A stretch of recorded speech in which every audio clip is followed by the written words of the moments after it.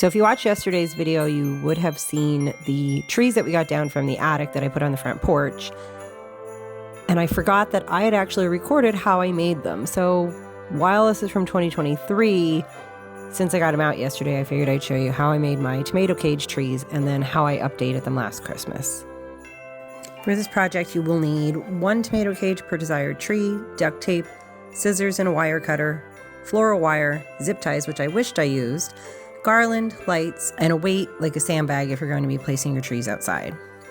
I started with 2 tomato cages that I purchased at Lowe's. They have them in varying heights. I think I got the 3-foot, but I believe they go all the way up to 6-foot.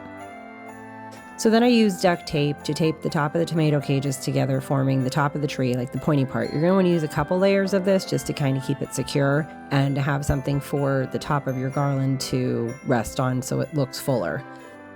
I pulled my garland out and you see my little helper here. We used a more realistic looking garland that kind of looks more like a tree. You can use a tinsel garland, you can use whatever garland your heart desires. With the floral wire, I made a base for the bottom. If you were to wrap your garland right around the tomato cage as is, it would take on a very triangular shape instead of the tree-like shape, which is more round.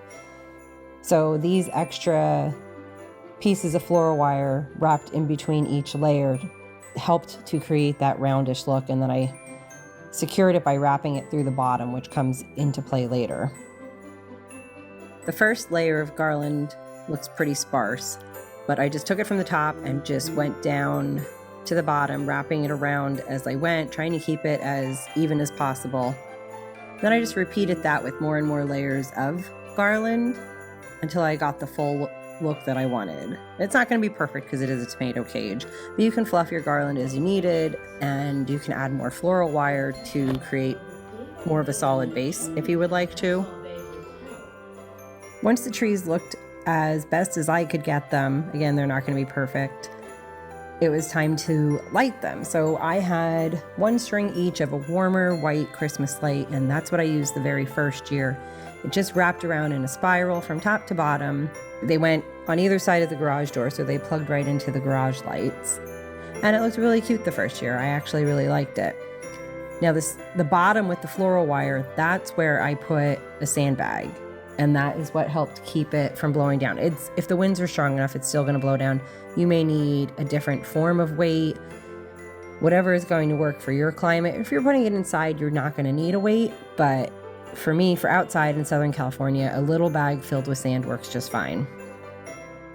So for 2024, I replaced the warmer white string lights with cool white net lights. So the second year, that's what we got, and that's what we're using today. So if you try this, I would love to see it, so tag us on Instagram. Thanks for watching. If you enjoyed this video, please consider liking it, commenting, and maybe even subscribing. This will help us learn which videos you like best. Also, be sure to like us everywhere at Grecobon.